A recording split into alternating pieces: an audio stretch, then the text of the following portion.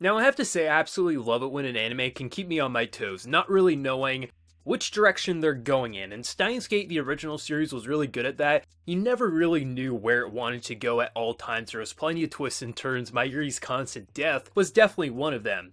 But this episode was really interesting, and I think had that eeriness in probably the best way we've seen in Steins Gate Zero to date out of these 5 episodes.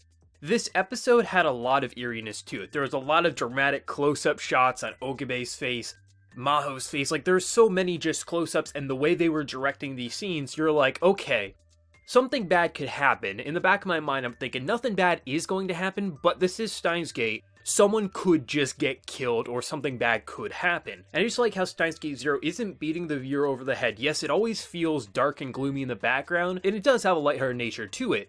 But this episode was really interesting with how it was directed, because, like, as an example, when Maho was basically running away, she thought someone was following her, I was thinking to myself, they're probably going to go the route of maybe she has a traumatic past, maybe something happened to her in the past, and maybe she's making this up. But then when they actually kind of baited and switched the viewer, where you see her bag on the floor and her basically being grabbed, I was like, okay, are they actually going to, like, switch Mayuri's death with Maho? Like, because we are in a different world line, and with Shining Finger return, like, something bad could happen, and then they bait you saying, like, oh no, she just doesn't like this person. And I'm sure some people might not like that bait and switch, but I like how it was directed, because for me personally, I was thinking, nothing bad is going to happen. Absolutely not. She's thinking too much. Maybe she has a phobia of people around her. Something like that. And then it made you think, okay, something bad is happening, and then, okay, nothing bad is happening. I just like how this show can keep me on my toes. Like, I don't know exactly where this show's going.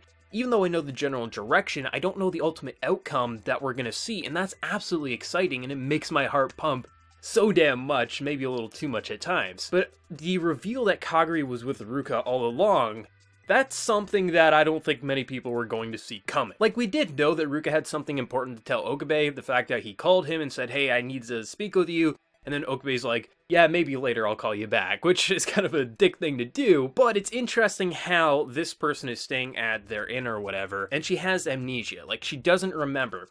And the fact of the matter is that there was 2 groups looking for Kaguri. There was Okabe's group, as well as a group with a foreigner. Like, it has to be the English-speaking professor. I don't see any way around that. He's been presented as a very shady character, especially after last week. Even though I love his character, he's funny, I love his English and his jokes, he just strikes me as a guy who's going to double-cross someone. And I wouldn't be surprised if all these years Kaguri was at his facility or something like that. There's maybe some experimentation going on or something. Maybe she broke out, maybe she bumped her head.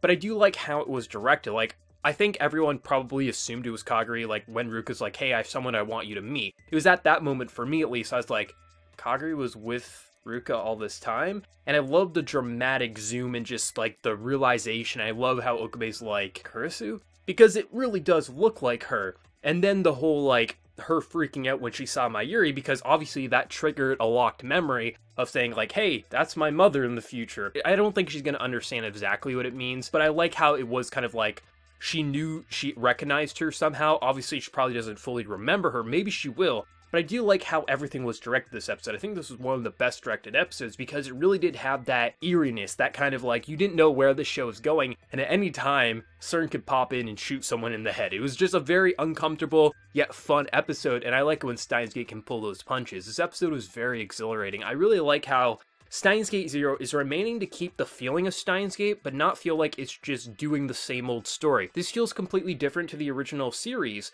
This is the beta world line, but I like how it feels like it's Steins Gate, but is doing something completely different and brand new, with new characters, returning characters, and making it feel like this sequel needed to exist, and I absolutely love that. This episode was exciting. I mean, the fact that there's now 2 English-speaking professors, maybe it's gonna be the female who's the one doing some double-crossing, but I feel like there's just, anytime you have, like, a new character who's the foreigner and seemingly is super nice, they almost always have to double-cross you at some point. I feel like that's just the law of anime, and I have to say, I never really understood it why so many characters, when they're seemingly running away from someone, they always run into a dark alley. Never made much sense, but I guess when you're scared for your life, things just don't make sense and you just act on them. But still, the whole revelation and the kind of like, you didn't know where this episode was going to go. I still think Shining Finger is going to try to double cross him, because when she was walking away, there was some eeriness to her character design. She was kind of like shadowed in a bright, colorful scene. Like, there's going to be some double cross in here. We just don't know exactly when or where it's going to happen, but I think Shining Finger is going to double cross again.